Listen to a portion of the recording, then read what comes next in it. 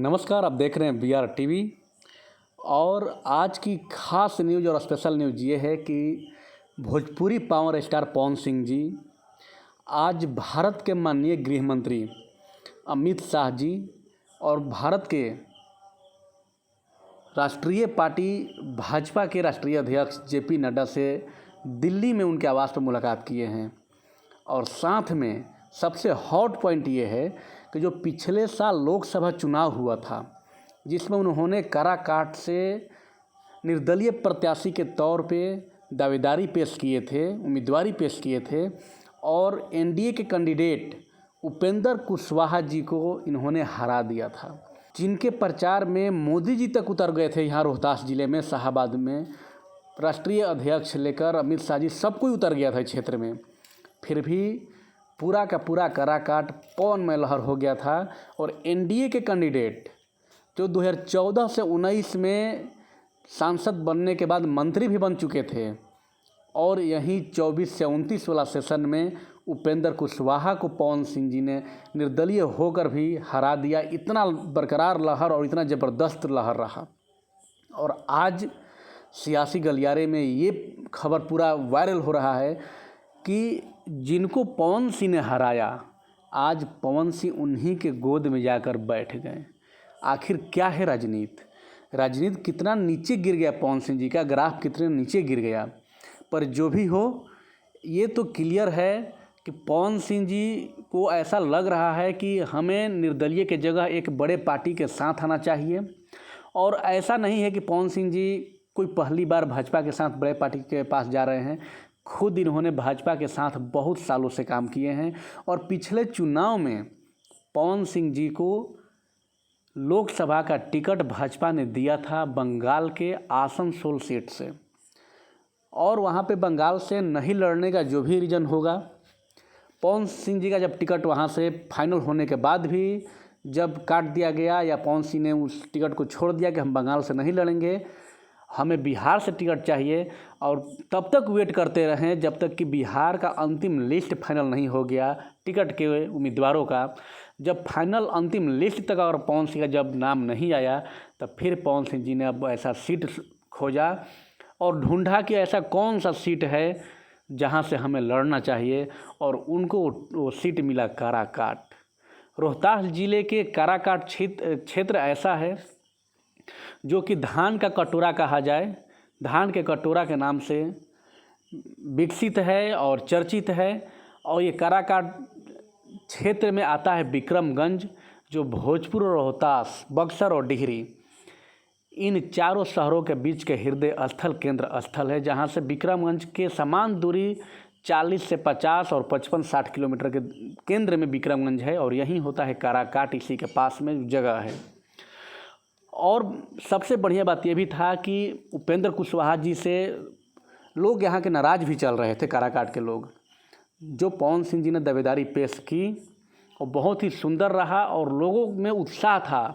पवन सिंह का लहर पूरे नेशनल लेवल पे पहुंच चुका था, हर जगह ट्रेंड कर रहा था, वो सोशल मीडिया कोई भी प्लेटफॉर्म हो, हर जगह। और आज देखिए कि पवन सिंह जी खुद उन्हीं के पास, उपेंद्र कुशवाहा जी के पास पहुंच गए। और विनोद तावड़े जी हैं जो भाजपा के राष्ट्रीय महासचिव हैं, भाजपा के राष्ट्रीय अध्यक्ष JP नड्डा से मिले हैं, और गृह मंत्री जो थे अमित शाह। और इन सबसे मिलने के बाद अब सियासी गलियारे में ये हलचल उत्पन्न हो गई है कि पवन सिंह जी फिर अब विधानसभा में अपना दावेदारी पेश करेंगे। अब बात ये रहा कि टिकट कहाँ से लेंगे। जहाँ से काराकाट लोकसभा सीट लड़े थे, क्या वहीं से लेंगे, या फिर ये अपने जन्मस्थली क्षेत्र आरा और बड़हरा से लेंगे। जहाँ तक उम्मीद लगाया जा रहा है इस बार का कि विधानसभा के चुनाव में पवन सिंह जी आरा विधानसभा सीट से चुनावी दावेदारी पेश करेंगे। अब आगे देखिए क्या होता है कि आरा सीट ऐसे भाजपा के हाथों में हमेशा रहा है, पर ये भाजपा खुद टिकट देती है, या अगर ये उपेंद्र कुशवाहा जी का जो पार्टी है रालोमो, अगर रालोमो के हाथ में जाता है आरा सीट, तो हमें लगता है कि उपेंद्र कुशवाहा जी पवन सिंह जी को अवश्य टिकट देंगे आरा से, जैसा हो। पर अब पिछले अगर लोकसभा की बात की जाए कि आरा में 2014 से 19 RK सिंह जो सांसद रहे, 19 से 24 सांसद रहे, मंत्री भी रहे, आरा में बेहतर काम भी किए, फिर भी उनका हार जाना, एक विकास पुरुष को हार जाना, जो क्षेत्र का विकास पूरा दिन रात करके किए, एक आईपीएस ऑफिसर का हार जाना, क्या रीज़न रहा? रीज़न ऐसा लगाया जा रहा है कि जब पवन सिंह जी ने निर्दलीय चुनाव काराकाट में लड़ा, जहाँ पे काराकाट क्षेत्र बहुल कुशवाहा वोटर क्षेत्र है, और जब कुशवाहा समाज के विपक्ष में एक राजपूत यानी कि पवन सिंह जब खड़ा हो रहे हैं, तो यहाँ पे जातीय समीकरण हावी हो गई, और कुशवाहा समाज जब एनडीए से था यहाँ पे काराकाट में, और कुशवाहा समाज को हराने के लिए लोग देखने लगे, कुशवाहा समाज को हराया जा रहा है पवन सिंह के द्वारा, तो आरा क्षेत्र में वहीं कुशवाहा समाज के लोग आरकेसी को वोट नहीं किए। वहाँ पे एनडीए के कुशवाहा जी रहते हुए भी वहाँ लोग नहीं किए कि हाँ, जब पवन सिंह जी जब कुशवाहा को हरा रहे हैं तो हम लोग भी वहाँ आरा के लोग, कुशवाहा लोग आरकेसी को वोट नहीं करेंगे। अब खैर जो भी हो, पर वहाँ से आरकेसी हार गए, और वहाँ से माले के टिकट के उम्मीदवार जो थे सुधमा प्रसाद, उन्होंने वहाँ से सांसद की जीत दर्ज की। अब उसके बाद एक ये भी बात था कि जिन्होंने पवन सिंह जी का एक बात वायरल हो गया था, उपेंद्र कुशवाहा के विरोध में पवन सिंह जी ने एक टिप्पणी किया था कि ध्यान न देव विकास के काम पर तो कबले जिताई जनता मोदी जी के नाम पर।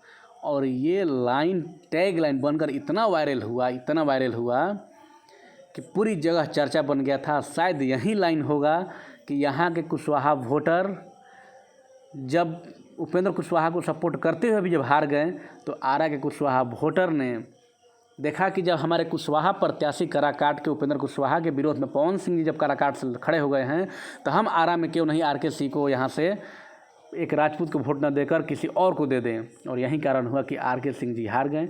और पवन सिंह का खाड़ होना, इस चुनावी में खड़ा होना, केवल काराकाट लोकसभा ही नहीं, पूरे शाहाबाद क्षेत्र साफ हो गया। चाहे वो सासाराम लोकसभा सीट हो, बक्सर लोकसभा सीट हो या आरा लोकसभा सीट हो, सारे सीट एनडीए हार गई। उसके बाद विधानसभा सीट जो पिछले बार हार चुकी थी, खैर विधानसभा सीट के समय तो पवन सिंह नहीं थे, पर अभी अगर देखा जाए तो इस शाहाबाद क्षेत्र से कोई नहीं है एनडीए का सांसद। अब पर उस समय ऐसा लग रहा था कि पवन सिंह जी अब भाजपा के नहीं रहें, पर राजनीति का खेल देखिए कि अभी 1 साल 1.5 साल पूरा बीता भी नहीं, विधानसभा चुनाव आया, पवन सिंह जी को फिर से बुलाया गया भाजपा में। और भाजपा भी चाहती है कि पवन सिंह जी के साथ लाखों के संख्या में जनमत है। अगर पवन सिंह जी को अपने से दूर रखते हैं तो हम लोग का हाथ से बहुत बड़ा वोट चला जाएगा। हो सकता है इसी कारण को लेकर के पवन सिंह जी के साथ फिर से राजनीति में लाया जा रहा है। और पवन सिंह जी को इस बार उम्मीदवारी जरूर दी जाएगी, भाजपा के हाथों या एनडीए के हाथों, और इस बार भाजपा बड़ी सीट लेकर आएगी। हो सकता है भाजपा इसी के चक्कर में हो, क्योंकि एक भारत के गृह मंत्री अमित शाह जी का मिलना, भाजपा के राष्ट्रीय अध्यक्ष जेपी नड्डा को मिलना, ये बहुत बड़ी बात है, छोटी बात नहीं है। और अभी हमारे चैनल के माध्यम से अभी 2 दिन पहले ही 26 तारीख को जब पवन सिंह जी विक्रमगंज में आए थे, विक्रमगंज कोर्ट में, जहाँ पे मेरा ही बिया टीवी का लोगो आईडी के साथ आप सब ने देखा होगा कि हमने खुद ये सवाल किया था कि भैया काराकाट में कब आओ तनी। तो उन्होंने बोला था कि जो भी होगा आप सबके सामने होगा और आप सभी को बता दिया जाएगा। और उसके अगले 1 से 2 दिन बीता ही तब तक पता चल रहा है कि पूरे आरा से दिल्ली तक का सफ़र जारी है। लगातार सियासत गरमाया है और दशहरा बीतने के बाद ही टिकट भी क्लियर होने वाला है। अब देखिए, अब ऐसा कयास लगाया जा रहा है कि पवन सिंह जी को अब टिकट मिलने वाला है। और जब ये टिकट मिल रहा है तो आरा से मिलेगा या काराकाट से मिलेगा। जहाँ तक उम्मीद है कि आरा और बड़हरा क्षेत्र से ही मिलेगा। और बात करें पवन सिंह जी का वाइफ को लेकर के, ज्योति सिंह जी का, जिन्होंने पहले ही 3-4 महीने पहले ही अकेले दावेदारी पेश कर चुके हैं, जब पवन सिंह जी साथ में अभी नहीं है, फिर भी कि हम काराकाट से चुनाव लड़ेंगे, चाहे निर्दलीय लड़े या किसी पार्टी से मिलकर लड़े।